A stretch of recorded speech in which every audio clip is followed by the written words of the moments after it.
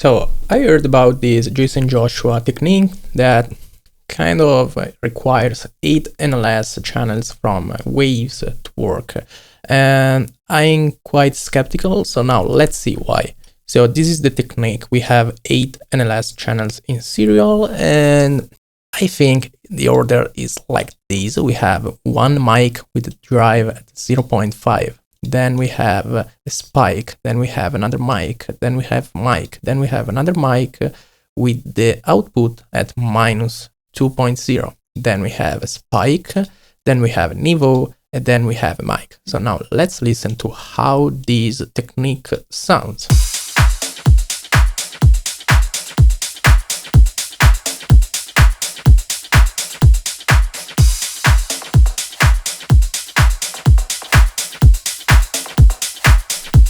So to me, it's not making a huge difference, and it's also making the whole sound a bit worse.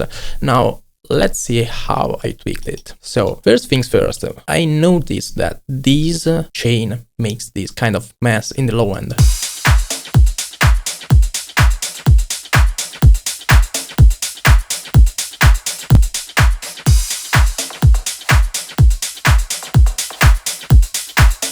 So it's making the whole low end wider, and maybe at first it might sound like it's fat, it's bigger, but it's really losing focus.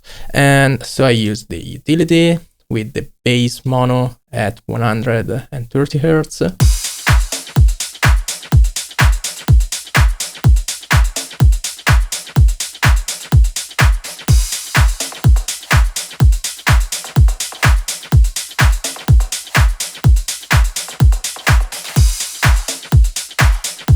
So that's the first major problem to me. Now let's listen to the difference.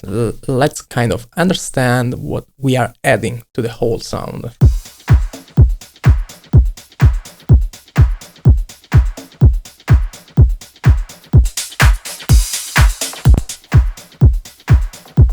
So this is more or less what we are injecting into the sound.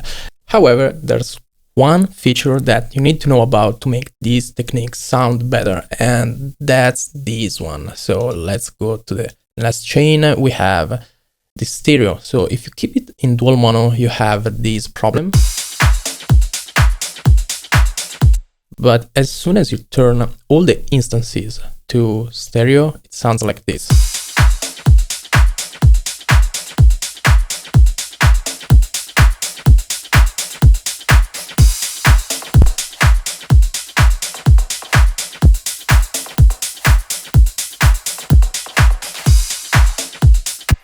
So now let's listen to it in the whole context.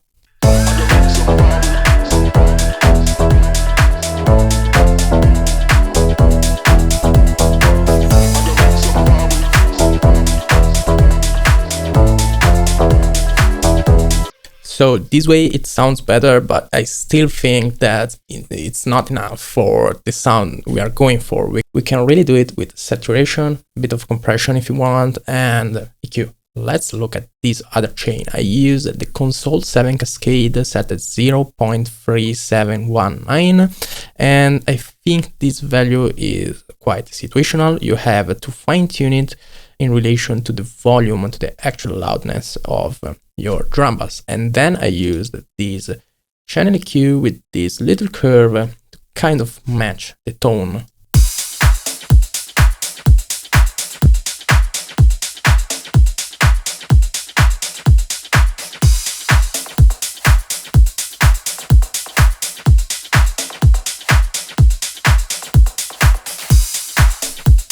So as you can see, the tone is basically the same, but the kick drum has some important difference.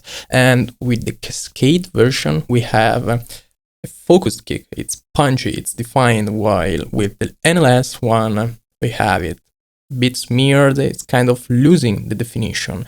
And I think it's a matter of taste mainly, but I don't like it. I really don't like it because it's long to set up. Yes, you can save the chain, but really having 8 instances of a plugin just to do this is something I don't advocate at all, because I mean, it's not making a huge difference, and the difference it's making to me kind of sounds like it's not worth it. Personally, I prefer having like fewer instances with more control, and I also want to know what each instance is making instead of stacking multiple plugins like the NLS and hoping that it sounds like magic.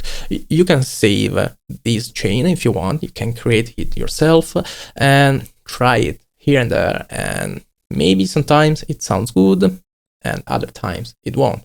So if it sounds good in a specific scenario, that's okay. However, also the other major con of this technique is that you need the NLS channel, which is a paid plugin. Maybe you don't like waves for some reasons. You don't like the plugin itself, how it's structured, whatever. Instead, the Console 7 Cascade is free. It's from Air Windows, and you can use the channel queue if you use Ableton, or you can use any other similar queue of your choice and kind of replicate the behavior with these settings that you can see it on screen. But I generally invite trying to kind of make it work yourself. You don't have to replicate this exact chain.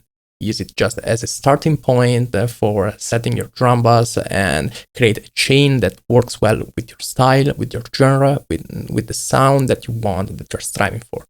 So I'm not calling this technique bullshit, but it's highly situational. So when it comes to the educational aspect of audio engineering, I don't like to say, hey, this is the magic formula, this works, try it.